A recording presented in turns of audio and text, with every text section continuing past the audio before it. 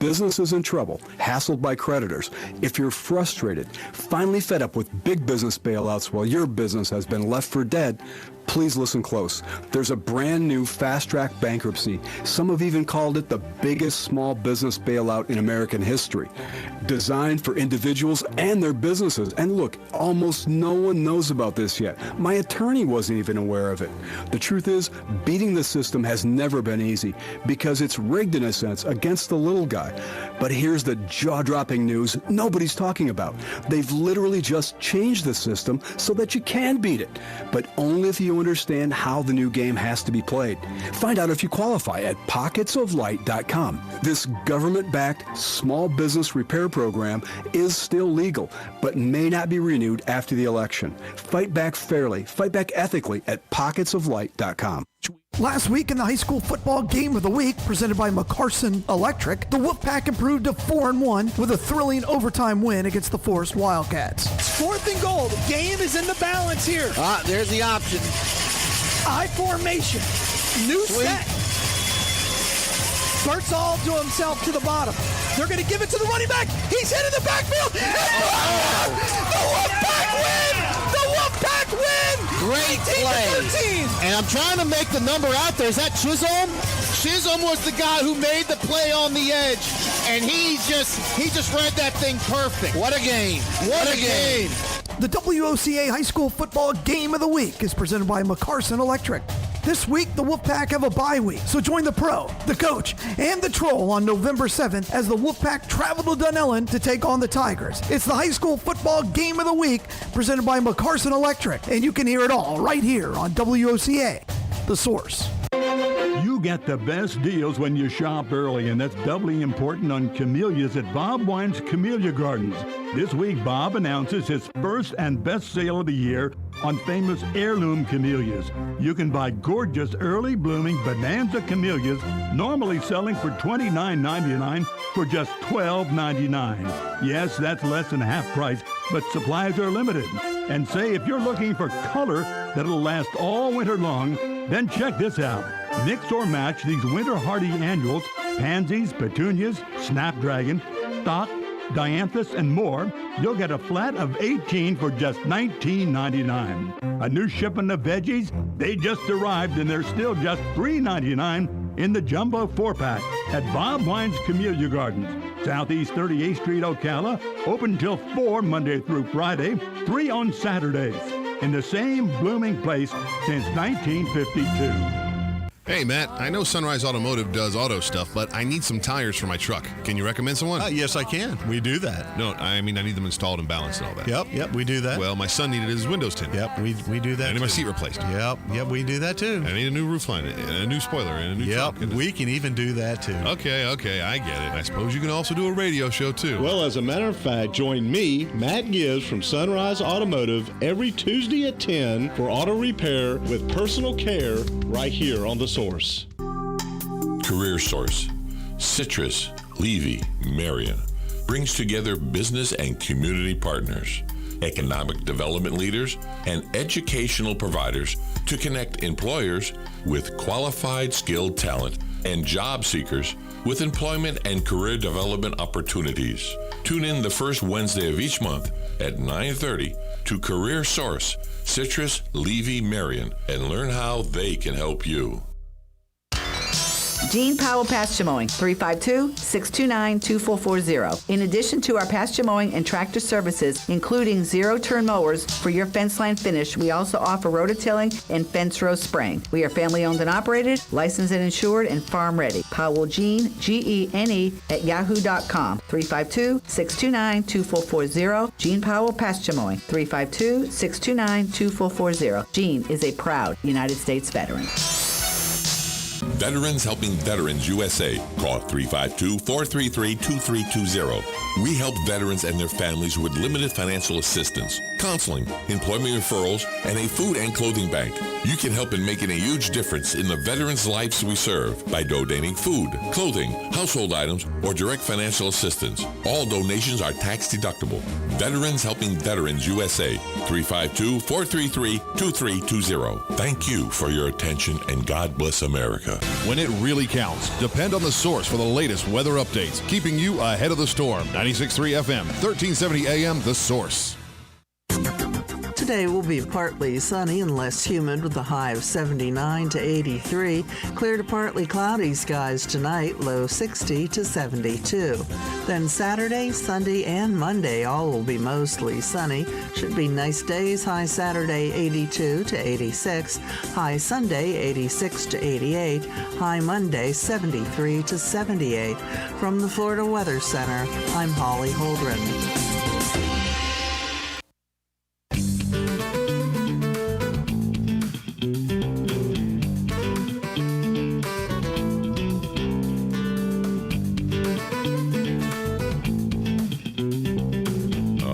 You know that music? Yeah, of course you do.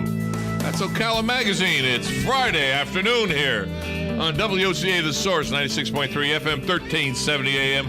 Yeah, we love you out there. Why? It's Friday. Yes, it is. It's only going to be in the 70s all week. Oh, baby. Can it get any better? Yeah. Pick up a magazine, the Ocala Magazine, and see what's happening.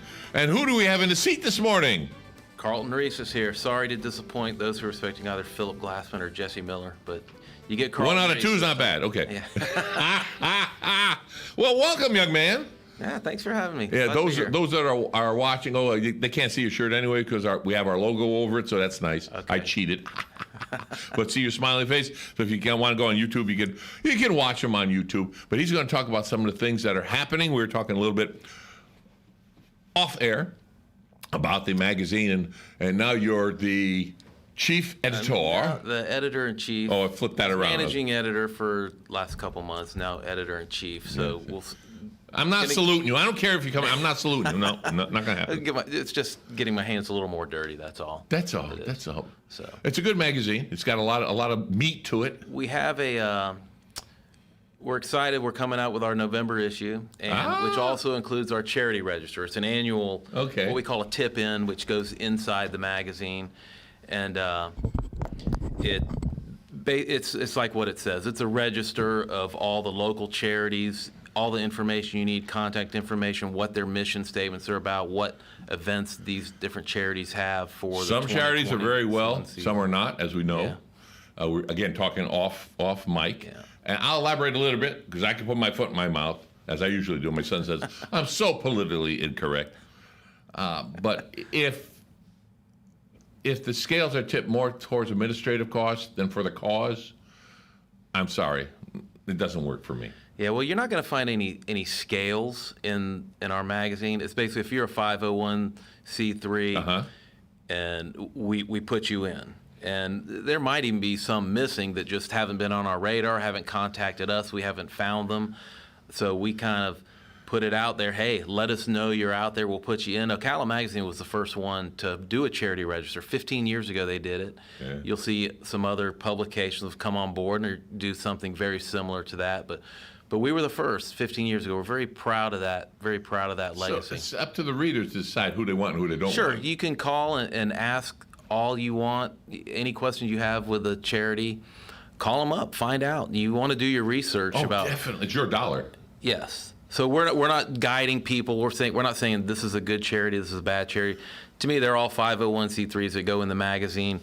Call them, see which one sort of tickles your fancy, so to speak, which has a cause that you believe in, and it's even for people who may be in need themselves. You know, maybe they're. You never know. Maybe there's someone suffering from depression or alcoholism or something. You can look in the register. Hey, this is in this category. I hope Vets Helping Vets is in there. Yes, it is. You better believe it. All right. Good. I don't care what anybody said about them. Take it away. That's it. Yeah, it's like putting three steaks in front of you. Which one you want? Yeah. That's good. That's good. And that's just one of the things. And that's coming out next month? Yeah, that's the charity register. That is going to be what we call a tip-in, which goes inside the regular magazine. I'm holding it up. There you go. This is the everybody look at it. Oh, this is the October edition with our ghost lady. I like that on the cover. I wrote an article on the haunted houses in this one. Who took the picture? I believe that was Ralph DeMillo too. I got to give him kudos. Yeah, he's fantastic. Give him kudos. He's got the eye. Yes, he does. You know, and he knows. He's an expert about lighting and a lot of things that are really out of my league when it comes to photography. So I rely on people that know what they're doing. You surround yourself with good talent. Our graphic, like Wayne Newton does. Right. Our graphics people, like Jessie Miller, she does layout and design. She's an artist. She knows what she's doing. I don't have to look over her shoulder and tell her what to do. I trust what she does. She's the best at it. You open a magazine and say, yep, she did it again. You can tell a difference. You can tell a difference when you look in Ocala magazine compared to others, how good her layouts and designs are. They're consistent, they're creative, they're conceptual. A lot of others, I worked in the newspaper business many years, and I did layouts and design. It was basically, here's my art, here's my picture, I put it in here, I wrap my text around it. I might put a quote out in here. Yeah. And that was as creative as it got. And you see that in a lot of publications, unfortunately. Jesse does it a lot differently in Ocala magazine. It makes a big difference. So between Ralph doing what he does, I don't get in his lane, I don't get in Jesse's lane. I'm a words guy. Okay. So they let me do my thing, I let them do their thing. And we fight just a little bit. No. That's the fun part. That's the fun part of the publishing business. And the whole thing is, the reader gets the final product. Yeah, the reader doesn't see the sausage being made. That's the way of putting it. That's the way of putting it. So you say you read about the haunted houses? In the October issue, there's about sort of the haunts in Ocala.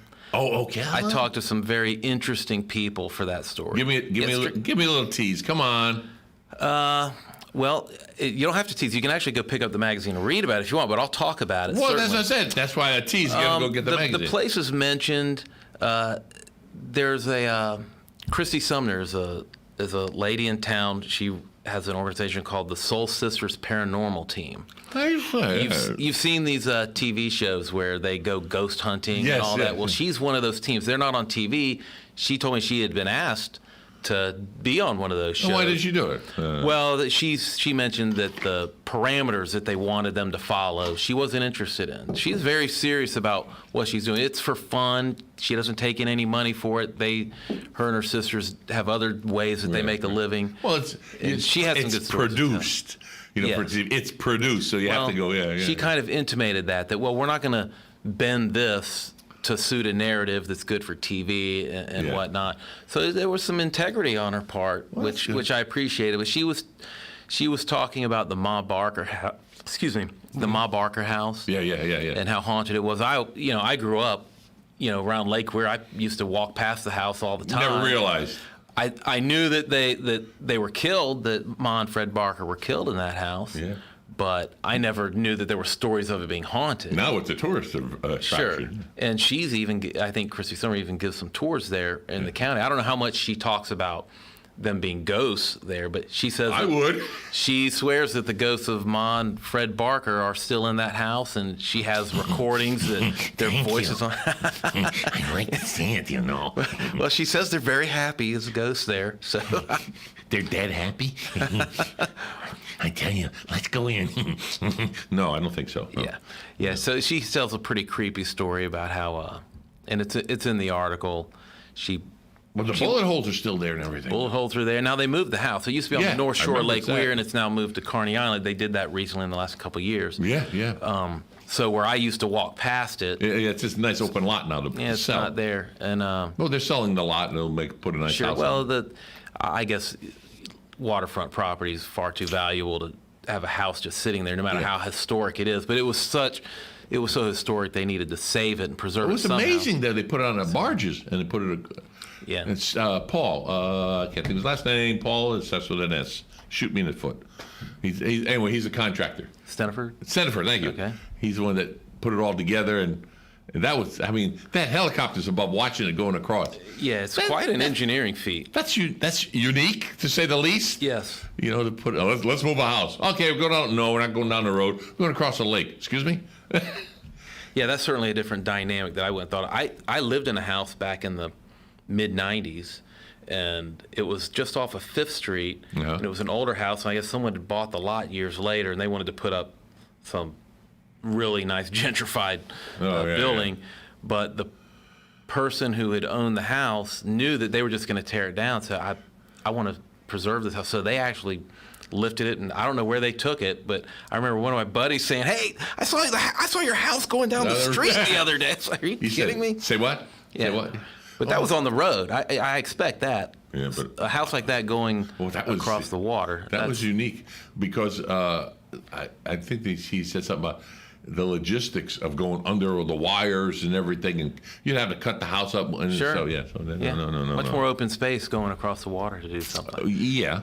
So that's the October issue. Coming up in November is you'll see on the cover is a nice aerial night shot of the new downtown hotel. Oh yeah. The Danny Guy. It's open now. It's open now. They had a soft opening. But Monday. it's open. It's open. It's open. People are staying there now. The ground floor, where there's going to be a food court, a restaurant, a craft brewery, that is not ready. But hasn't come to fruit yet. The hotel starts on the second floor, and you can go in there, and it's ready to go. That's huge, 220-foot terrace overlooking Magnolia, the square. It's really beautiful. It is fantastic. I forget how many 60 years ago there used to be a motel there or something. Yeah, the old Ocala House Hotel, I guess, was built in the 1880s. That was, and they tore it down in the late 60s. Right. And then I heard a few rumbling. Oh, you can't put a motel there. Why? Was there was one there before? It's one of those things that I think people who maybe they like the green space being there or whatever. Yeah, that's one way of looking at it. But once that hotel is up and people see what it's doing to downtown, and it's one of those things. It's a rising tide that's lifting all the boats downtown, in my opinion. Even the naysayers are going to say, yeah, this was a good thing to do. And Danny he had a vision for what to do with that property. Let's face it, no one puts a motel up if it's not going to be used. He has his thumb on the pulse of Ocala. Ocala is moving forward. We're not going to say equestrian center very loud, but the equestrian center, it's going to bring a lot of equestrian centers. There's going to be a lot of people there. Yeah. And those people have to stay somewhere. Yes, they're going to have a motel at the equestrian center there, but other people are going to come into town and they're going to stay in town. Right. It's 107 rooms. So it's not like it's this 500-room behemoth or anything like that. No, 107. It's going to get people downtown to go to the restaurants, the bars, the entertainment that weren't there. The hotel means that people are going to come from out of town and stay in downtown, not just stay out on 200 and away from downtown. They're going to be spending their money downtown. Downtown. And these are unique visitors. It's not someone who lives in Ocala walking around downtown. This is someone, Danny estimates almost 60,000 unique visitors to downtown from his hotel. Now, they built that garage right next to it just about. Mm-hmm. That takes care of 50 spots. Gone. If there's 107, I'll play the devil advocate there, as they say. Slice it in half, 2 people in a car. Yeah.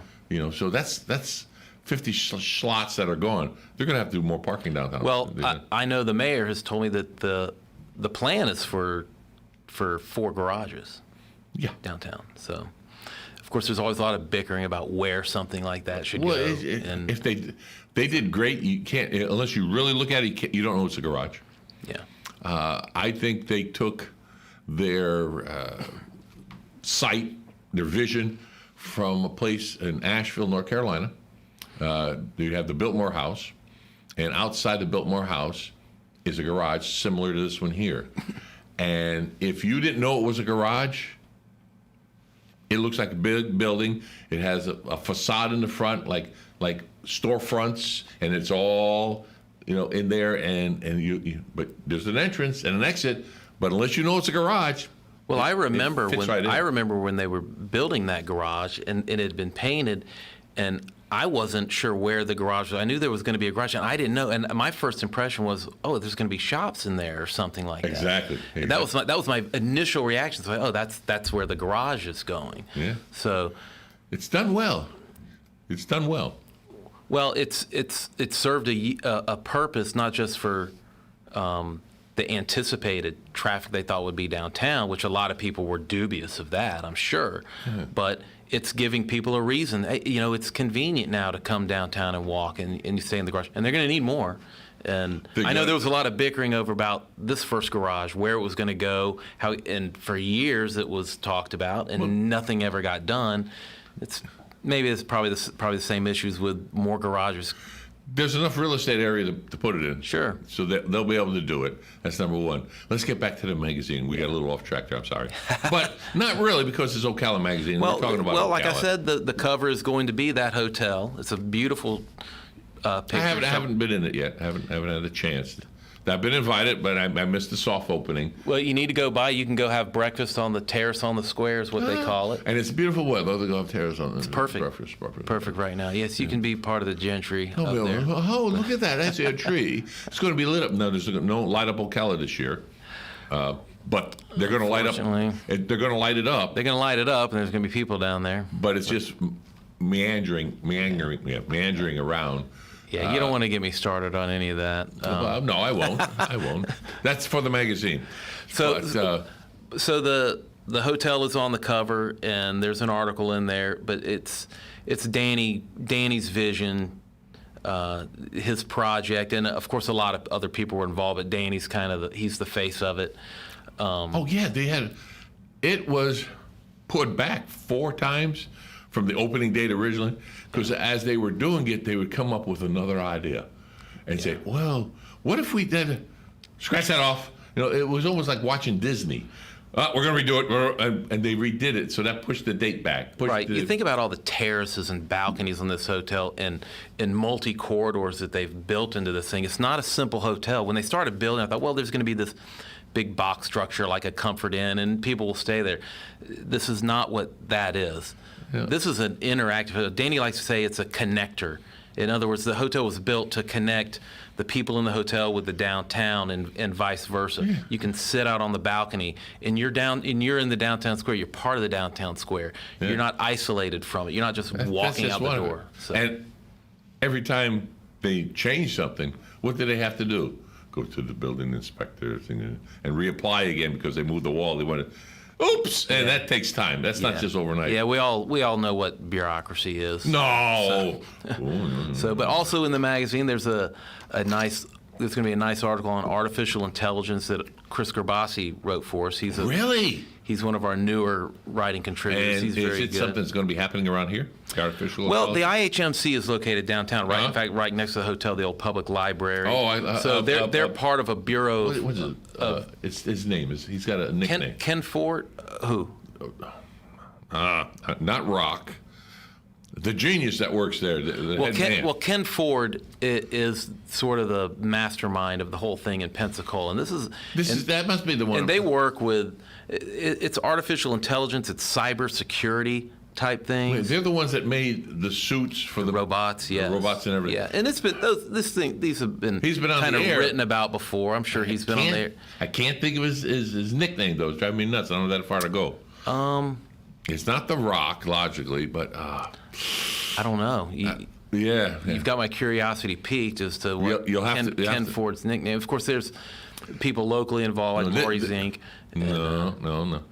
This gentleman, he talks to me, I say, wait a minute, dumb it down, because his intelligence level is way up there. Yeah. And a very nice guy, and he has invited me numerous times.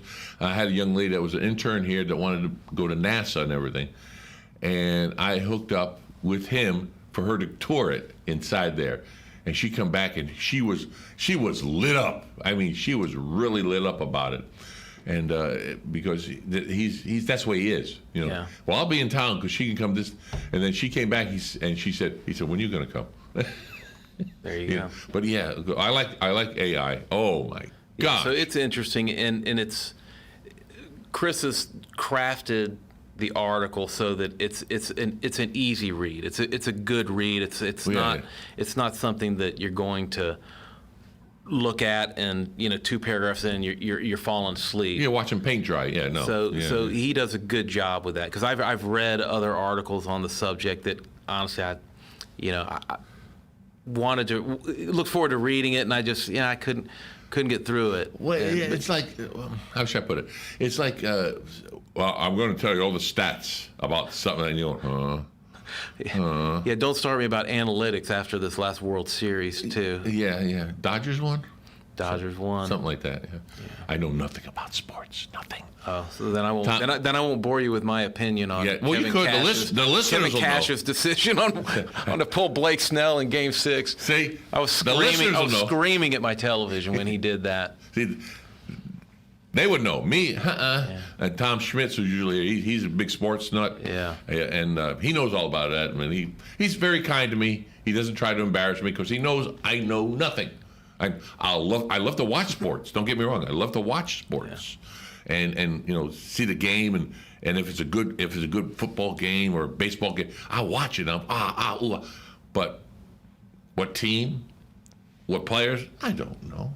I'm looking at the game itself, and I'll even watch tennis sometimes. Yeah, I like the aesthetics of a lot of sports more than when I was a kid, I used to really get into how certain teams were doing and players. Now, when I watch a baseball game, I enjoy the professional, how a professional turns a double play, something simple like that. I'm still fascinated. How their body can contort to get that ball over there. And I'm not a soccer fan, but I can watch a soccer game at the highest level and appreciate the athleticism. And I can watch that. I can't watch the lower level soccer, but soccer I haven't dove into yet. I've watched it, but I don't understand the scoring and the rules. Right. Yeah, I use soccer as an example because I'm not a soccer guy. I don't pay any attention, never have, but at its highest level, I can appreciate it and watch it. I'm more of a football guy. I'm more of the traditional sports. Football. But I look at all those sports that way. I watch them. I'm not a big NBA fan, but I can watch an NBA game and say, wow, I really enjoy watching how these guys play. Right.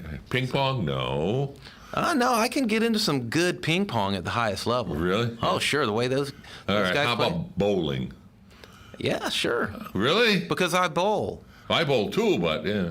I can watch. I remember watching. I think like you said, at the highest level, I guess. I remember watching the U.S. Open one year, and I think it might have been Del Ballard and I hardly ever watched. You remember the name? Well, you can't forget it. After this, he rolled a gutter ball in the last frame. I think he needed to hit 5 pins or something. And he rolled a gutter ball. Threw it in the gutter and lost on purpose. No way. No, this wasn't on purpose. There's not any point shaving going on in professional bowling. I don't think. But how do you roll a gutter? This was years ago. Would he hit his ankle or something? Or what? No, those professionals, they put a lot of spin. I was going to say English. I don't know if you're allowed to say that anymore. They put a lot of spin on the ball. English. And it really hugs the gutter before it turns in. And he gave it a little... I guess the adrenaline got to him. Maybe he let his guard down and just threw it out a little too wide to do that. And it went in. For 5 pins. Something like that. Yeah. I think this was probably at least 20 years ago. I don't remember when. And I'm not even sure it was Del Ballard. It may have been. So do you put sports in the magazine at all, or not? Every now and then. I would like to start a regular feature in there that is sports related. I don't know how it's going to be crafted. You're going to see in the next couple months a pretty big feature story on a prominent athlete from around here. That's what you call a tease. Okay. Yeah. That's good. It's one that I'm working on. Well, I know. We've got about a minute to go already. Okay. That time flew by, and usually does. But the magazine is outstanding. I've looked through it. I missed that one, the haunted stuff. So I've been in a real haunted house in Virginia. So I'll look at that. Well, I asked the paranormal, the Soul Sisters. I said, when you go to one of these prisons or something. Oh. They spend the night in prisons. No. I said I'd like to do that and see just what it's all about. No, I'll say pass. No. But you don't believe in them. Oh yeah. So, ghosts? Oh yes. It's documented in Virginia House. They moved a painting and put it up in the attic, and on the second floor went Batso. So, anyway, it's been great having you. It's been a lot of fun. Broadcasting from the studios, this is WOCA, Ocala, Gainesville, The Villages, 1370 AM, 96.3 FM, The Source.